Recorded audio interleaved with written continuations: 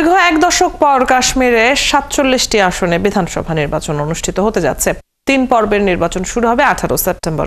প্রথম পর্বে ২৪টি কেন্দ্রে ভোট গ্রহণ হবে। এরপর ২৫ সেপ্টেম্বর ২৬টি আসনে এবং ১ অক্টোবর ৪০টি আসনে ভোট হবে। ফলাফল প্রকাশ করা হবে ৪ অক্টোবর। নির্বাচনে শুধু কাশ্মীর নয়, পার্শ্ববর্তী হিন্দু অধ্যুষিত জম্মুর ৪৩টি আসনেও ভোট হবে। নির্বাচনে ১৩টি প্রধান দল অংশ নিচ্ছে, যারা ৯০টি আসনের জন্য প্রতিদ্বন্দ্বিতা করছে। মনিরুজ্জামান বাবুর প্রতিবেদন।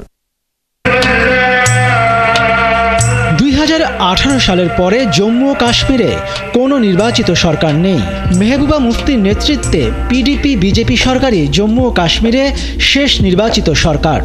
এক দশক পর এবারের নির্বাচনে জম্মু ও কাশ্মীরকে ২টি কেন্দ্রশাসিত অঞ্চলে ভাগ করা হয়েছে, জম্মু ও কাশ্মীর ও লাদাখ। নির্বাচন কেন্দ্রের এলাকারও পুনর্বিন্যাস হয়েছে। বিধানসভার আসন ৮৩ থেকে বেড়ে হয়েছে ৯০। তার মধ্যে ৪৩টি আসন জম্মুতে এবং ৪৭টি কাশ্মীরে।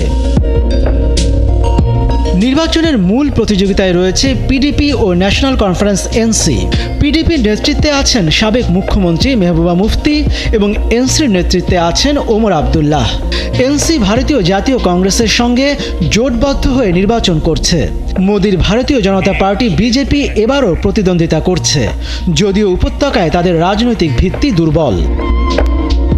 ২০১৪ সালের নির্বাচনে জম্মুতে বিজয়ী হয়ে পিডিপির সঙ্গে মিলে বিজেপি সরকার গঠন করেছিল। তবে ২০১৮ সালে সেই জোট ভেঙে যায়। এবারের নির্বাচনে আলোচনায় রয়েছেন ইঞ্জিনিয়ার রশিদ, যিনি ৫ বছর জেলে কাটানোর পর সন্ত্রাস মামলায় জামিনে মুক্ত হয়েছেন। রশিদ এবছর লোকসভা নির্বাচনে ওমর আবদুল্লাহকে হারিয়ে জয়লাভ করেন। ১৯৪৭ সাল থেকে কাশ্মীরে ১২টি বিধানসভা নির্বাচন অনুষ্ঠিত হয়েছে, কিন্তু ভোটার উপস্থিতি সবসময় ছিল কম ও সহিংসতায় ভরা। এবার বিচ্ছিন্নতাবাদী নেতারাও কিছু আসনে অংশ নিচ্ছেন, যা ভোটারদের মাঝে নতুন আশার সঞ্চার করেছে। নির্বাচনে তাদের অংশগ্রহণ নিয়ে মিশ্র প্রতিক্রিয়া রয়েছে। অনেকেই কাশ্মীরের বিশেষ মর্যাদা ফিরে আসবে বলে বিশ্বাসও করেন না।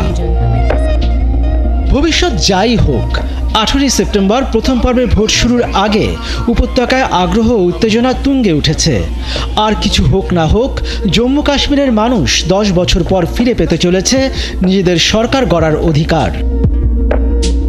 মনিরুজ্জামান বাবু, ৭১।